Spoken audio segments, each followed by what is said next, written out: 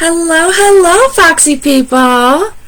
It says I'm live, but I'm not really sure. Hello, there we go. Okay, hi. Hello, foxy people. I'm so excited to be back with y'all finally. It's been forever and forever. So I'm really excited to be back with you today. And talking about woven fabrics. I know that wovens can be a little bit intimidating, especially for those of us who learned on knits. But I'm one of the lucky ones who my grandma taught me to sew when I was just a tiny little one, so I learned on woven. So I'm super excited to share some of my confidence with y'all today, so hopefully you feel a little bit more excited to tackle something woven. So as always, say hi, tell me you're here, tell me what you're working on this weekend. Are you doing family stuff? Are you sewing something beautiful? What's on your sewing table? Hi, Deborah. I'm so happy to be back with you. After such a long break that just the Fridays just kept rolling on by. Good morning from Tennessee. You're very close to me. So I'm super pumped to be back with y'all, and I'm super excited to be talking about wovens. I love sewing with wovens.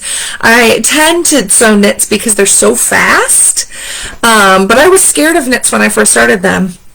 So it's really exciting to dive back into wovens from time to time and tackle the little bit longer of a project. Hi, Sarah. Hi, Sarah. Birthday gifts. Ooh, for a party that's tomorrow. That's the timeline I usually work with, so that makes sense. I'm so happy to be talking wovens. So I'm going to dive right in because I've got a lot of information that I'm just going to kind of ramble through. If you have questions, if you want to see something that I didn't show you as much as you'd like, just throw it in the comments. I'm going to try to read them and talk at the same time. Ooh, a craft show tomorrow. Good luck. That's fun. So woven fabrics, they can be a little bit intimidating. They can be a little bit harder to cut out, harder to work with, a little bit more finicky, and they can be harder to fit. And I know all of what I'm saying is saying, okay, it's harder, why would I do this? But it's not really. It's just a slightly different skill set from normal knit sewing, if knit is your base of sewing.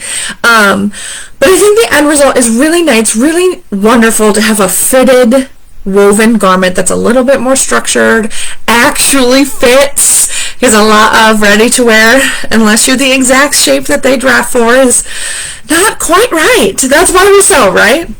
So I always think it's worth the effort of diving into a woven project here and there, not every day for me, because I like those quick one and done, 2 hours on my table and I've got a new top kind of days.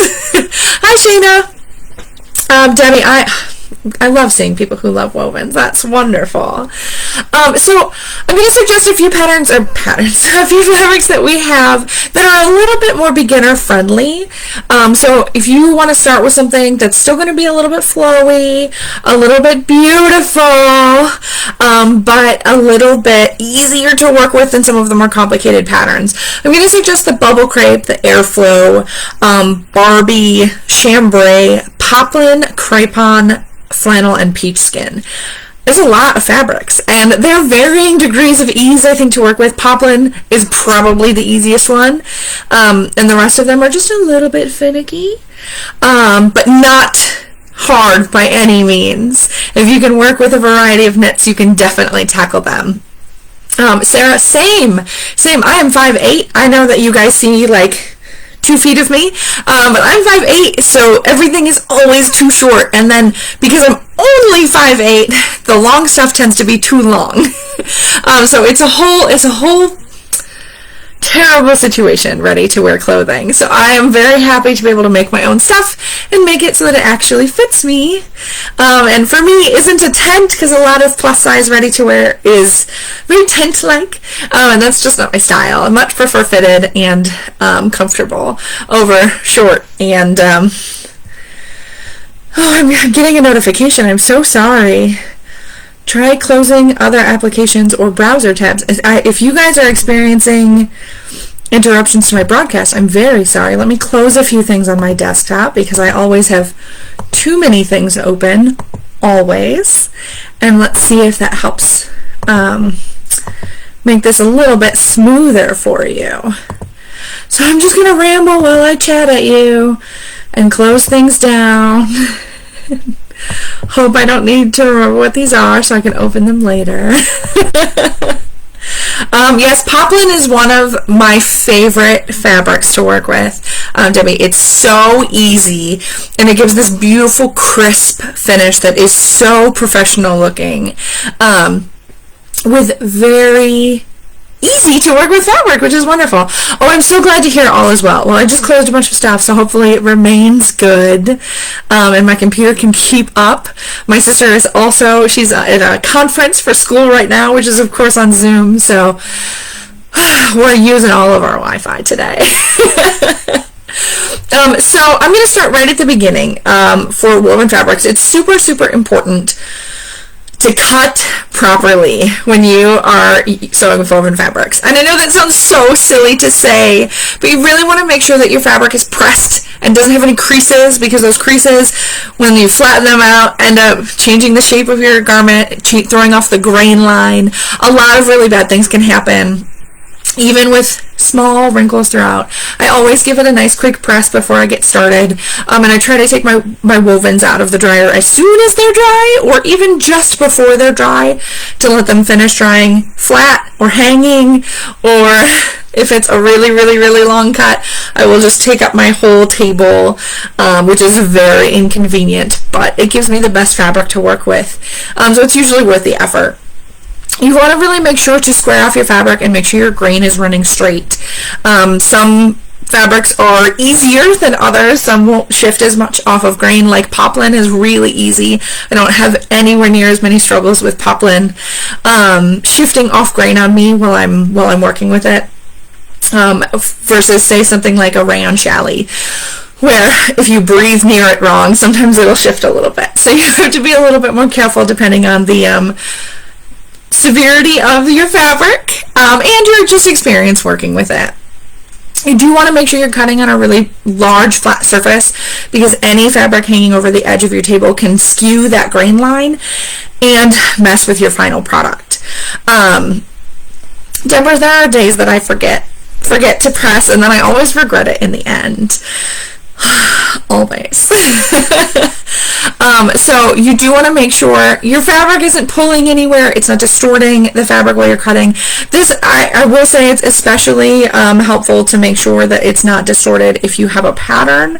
I like to pattern match if I'm working with patterns, and I get so angry if I've cut out a mirror image of something and then I realize the grain was slightly crooked because I didn't fix it, and then instead of having beautiful plaid that actually matches, I have one plaid that's straight and one plaid that kind of curves down, and that's just not, it's not great. Then I get angry and I walk away. So it's always worth taking the extra time to make sure that your fabric is on grain, and if you are mirroring, I like to cut one and then use that piece to cut the second one. I find that to be the easiest way to go about it, but you might have better tips and tricks, so please put them in the comments if you do.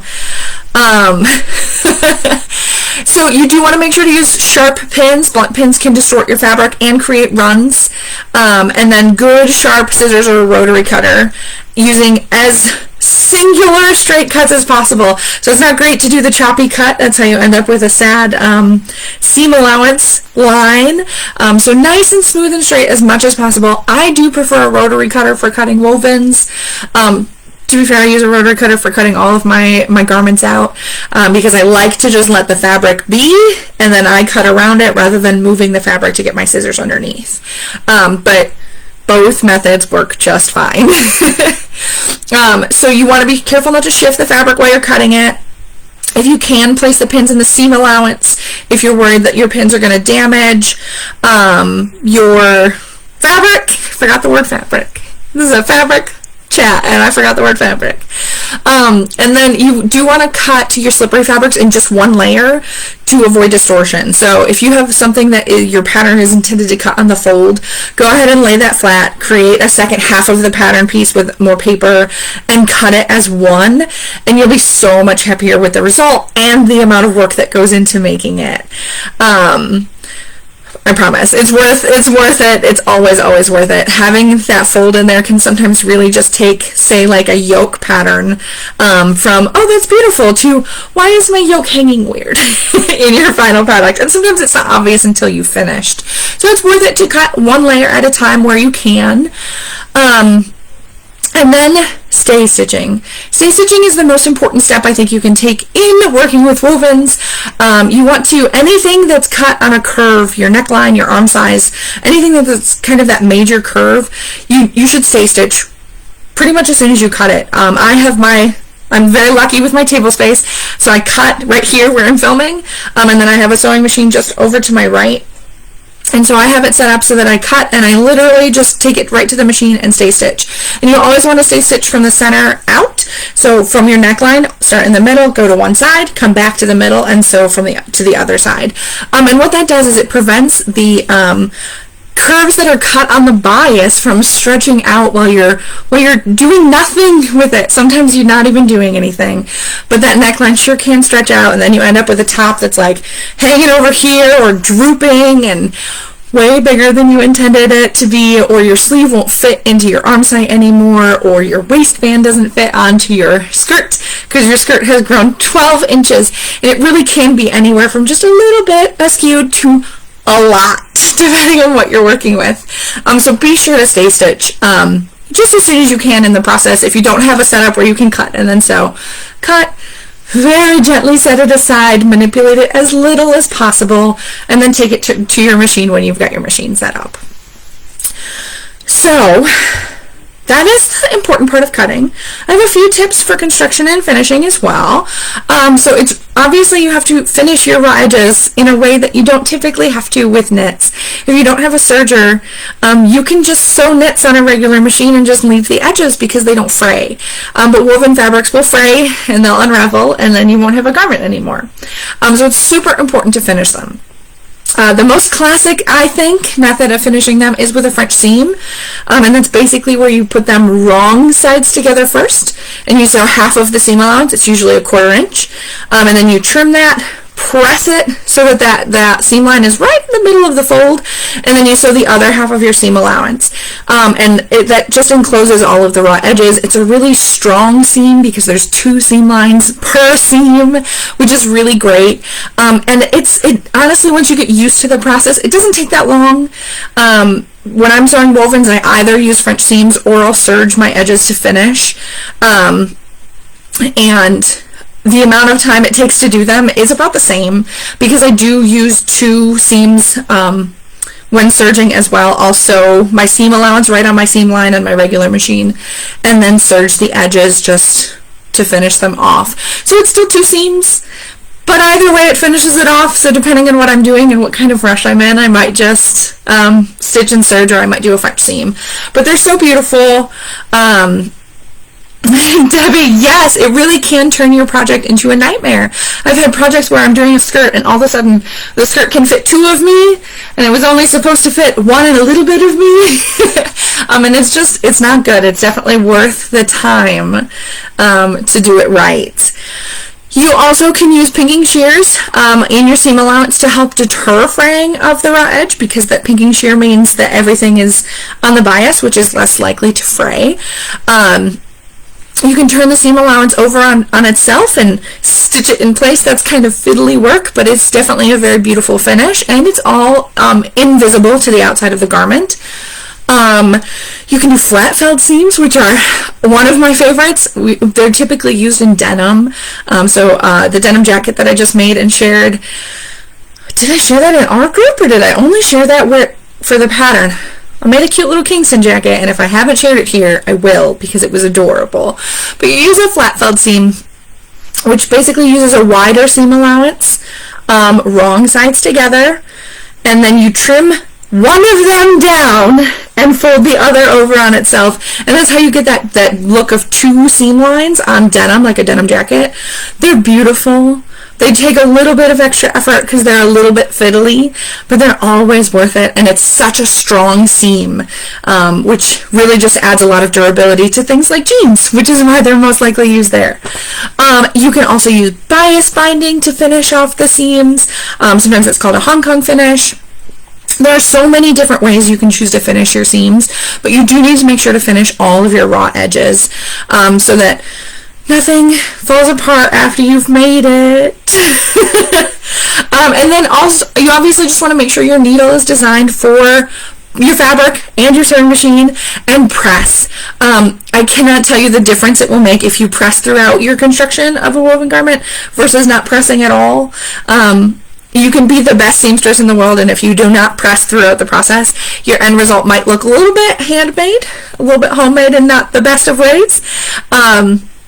But if you press throughout, even if you're a beginner, your end result will look crisp and pristine and beautiful, and you can always improve all of the other bits. But pressing is easy, and it's something you can do right from the start.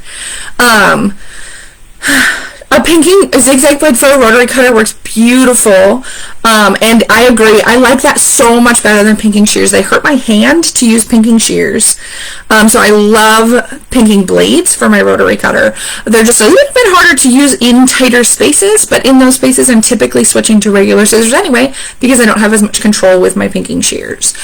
So I don't know if that is the problem you are having as well.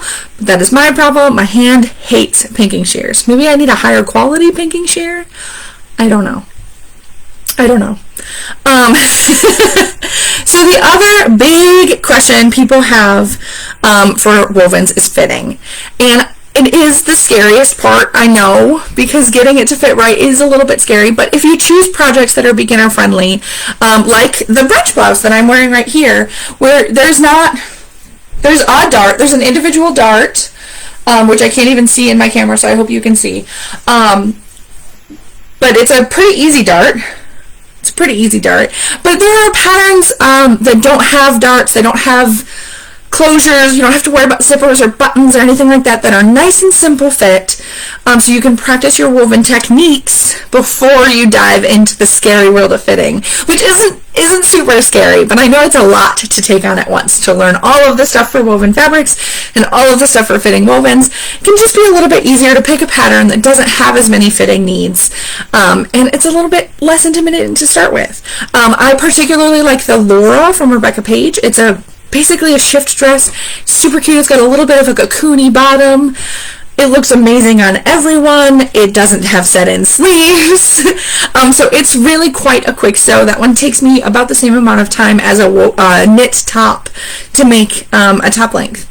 So I highly recommend that kind of style as your first couple of projects to get into the flow of wovens. Pinking shears hurt. They hurt really bad. I recommend the pinking rotary blade. If you're struggling with pinking shears, mine are right here, and I struggle to open and close them every time. They're very firm, and when I got them, I thought it was maybe just because they were new, but I've had them for, we gotta be pushing a decade with this pair, and they are still just as difficult to open and close. So I really do like the pinking blade versus the pinking shears. It just is easier for my hand. My hand gets tired after about 5 inches of pinking shears with these scissors. So try a blade and see if that helps. And fingers crossed. So back to woven fitting. I'm very distracted. Darts can be a little bit intimidating. You do want to sew right off the end of the tip of the dart. Leave your tails long so you can just tie it nicely and then give it a really good press to get a really beautiful finished dart without that bubble at the end. There are so many fitting tips that I don't have time to get into with all of you today, but I would suggest tackling one thing at a time.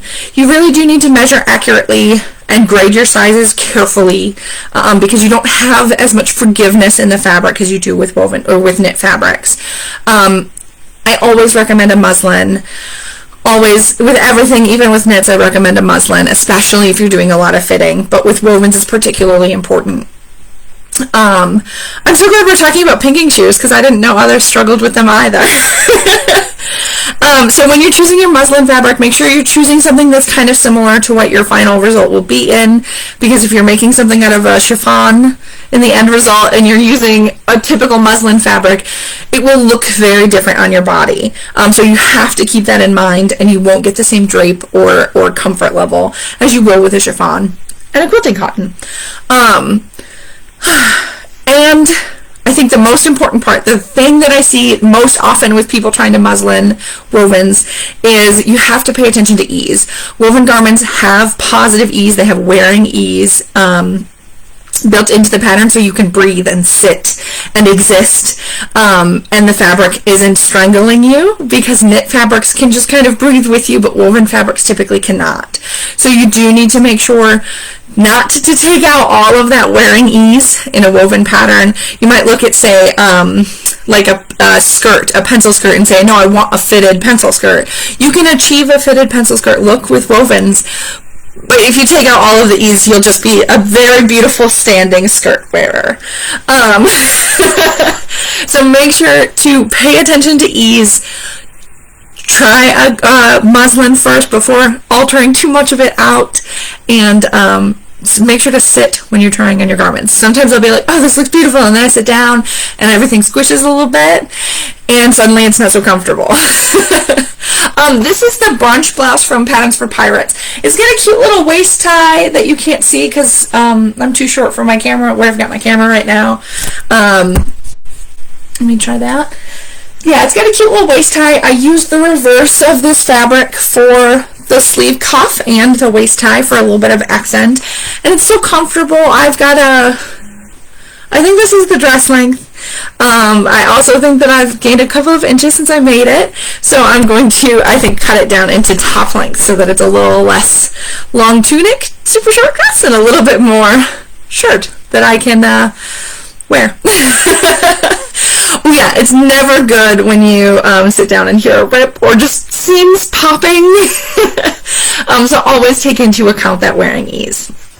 And this is a fabric video, so I have to show you some beautiful fabrics. So I wanted to give you some really great examples of a few fabrics that are from easy to less easy to work with. So let's start with that poplin. And I absolutely love poplin because it's so easy to work with, but it looks so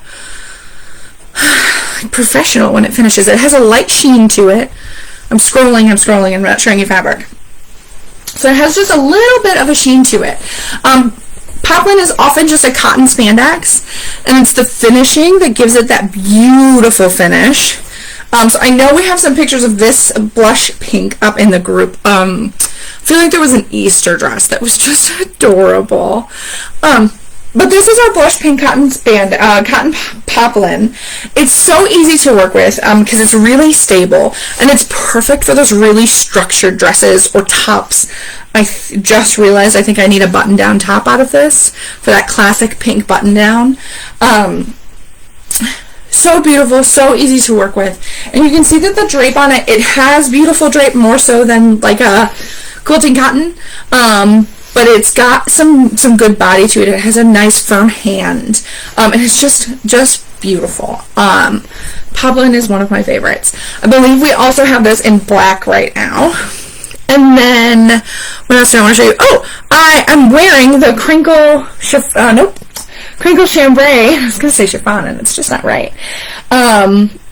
See, Sarah, I was right. It was an Easter dress.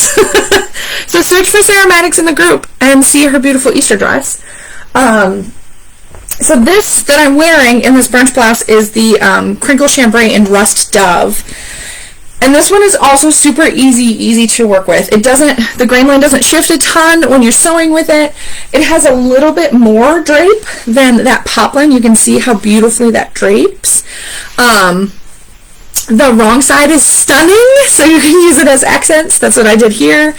And it's just lovely to work with. It's so soft. I wish you could feel this. And it really is kind of a coppery rust dove. I don't know. It's beautiful. And it has this beautiful texture to it, which is the crinkle part of the chambray name. It's got this beautiful texture to it. So nice and easy to work with.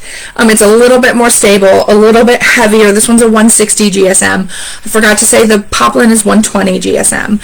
So this one's a little bit thicker, which usually translates to being a little bit easier to work with. Not always, but usually. Then bubble crepe. Bubble crepe is one of my favorites because you can really achieve that just wonderful drape and It's the wrong side.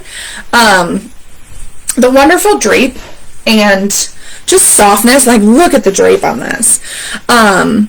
With a fabric that's a little bit easier to work with because it has this beautiful texture to it. It acts like a thicker fabric than it is, which is wonderful. So this is our Soft Breeze Bubble Crepe. This is a poly spandex blend. This one's 110 GSM, so it's a little bit lighter weight. You can see a little bit through it. It's not 100% opaque, but it's so easy to work with. This one doesn't shift a ton on your table. It doesn't, the grain line doesn't get messed up too much. Just beautiful. It's beautiful. It's easy to work with. We have tons of beautiful prints in Bubble Crepe right now. So if the Soft Breeze isn't your cup of tea, that is okay. We have lots to choose from. We have I think it's a yellow plaid, I think is maybe what it's called, but it's mostly black with like a yellow stripe in it, and it's so beautiful. I love it. I love it.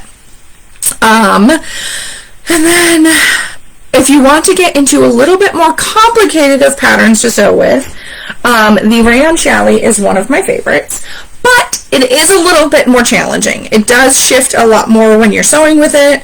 The grain line is more likely to be out, but look at this drape. So this is the Coral Rayon Challis, and the drape on this is insane, and it's so soft.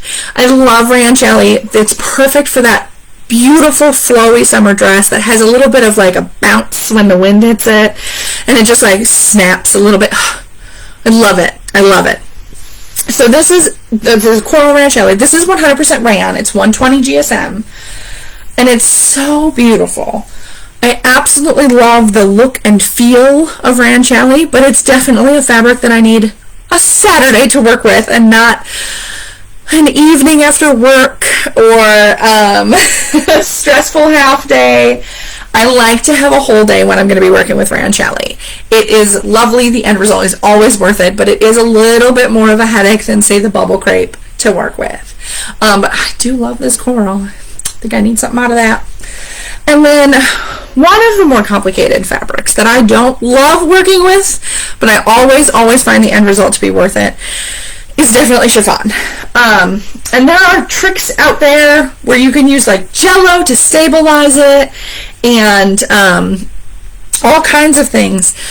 Chiffon is kind of a beast. For me, if you have tons of experience with it or you just love it, that is awesome. And if you have tips, please share them. But chiffon is always one of those fabrics that I have to talk myself into using, and it's always worth it in the end. The drape on this is amazing. They're typically sheer. They're so stunning. I have a couple of sheer button downs that I like to wear, like sleeveless button downs that I like to wear over a cami, that are just wonderful. It's always worth it. But it does tend to shift off grain easier. It pulls a lot. Definitely want to be using sharp pins and needles on your machine, and then using a new blade on my rotary cutter, because any snag is going to mess with the whole look of it. But this is our Glacier Blue chiffon, and I am obsessed with this color. It's beautiful. The drape is stunning. I love chiffons, but they're a little bit more complicated. Oh, a tutorial would probably be really good. We should probably work on that. And then we're back to not hard fabrics. We're going to be ending on one that I find pretty easy to work with, because this is our Foxy favorite this week. So the beautiful Shayna sewed up her Foxy favorite this week. And this is the Magenta Garden Wool Dobby. So I don't know if y'all saw my dress in this, but now Shane and I are twinsies. Slightly different patterns, but the same fabric. So this is a wool Dobby, which, please don't be scared, it's not wool. It's a polyester fabric. It's 110 GSM, so it's nice and lightweight. But it's so beautiful. And these colors are just ridiculous. They're so bright and lovely. I made a dress for a baby shower a couple of weeks ago. Shayna made a beautiful dress she will be sharing starting this afternoon. So you can see her beautiful dress in this. This is the Foxy favorite of the week, the Magenta Garden Wool Dobby. And we will to celebrate it being the favorite this week and tackling woven fears, we're putting all of our woven fabrics on sale for 20% off from now through Sunday night. So you'll need code FOXYFAVORITES and add that to your cart. All of these are wovens. This is a woven. So wool Dobby is the technique they use to create the fabric. It's not, there's no wool. Fabric makers choose weird names is all I've got on that. Okay, Sarah? But it's so easy to work with. This one is definitely more of a mid-level. It shifts a little bit when you're working with it. The drape is insane. It's so beautiful, and it's soft, and it's light, and I love it. Shayna, same. We clearly need to Photoshop some pictures together because you live really far away. So that is our Foxy favorite this week. Shayna will share her beautiful photos this afternoon. And starting right now, code Foxy favorite will get you 20% off all wovens all the way through the weekend through Sunday night. And because I love giving away fabric, one commenter not next week. I will not be back next week. I will be back in 2 weeks. But so over the next 2 weeks, every comment will enter you to win this stack of fabric. So 1 yard of all of these wovens, so you can really test out what you like to make and practice your wovens. Or if you're already a woven lover and practiced at it, you can make some really beautiful pieces and have a ton of fun with these fabrics. So 1 yard of each of these, 1, 2, 3, 4, 5, 6 fabrics will be headed to one lucky commenter, and I will be back in 2 weeks, which is when I will announce that winner. And thanks for hanging out with me today. If you have any more woven questions, post them in the group. I or one of the many talented people in the group are happy to answer them. Thanks for hanging out with me today. Foxy Favorites is the code, 20% off all wovens all weekend long. Have a great weekend and happy sewing, everyone.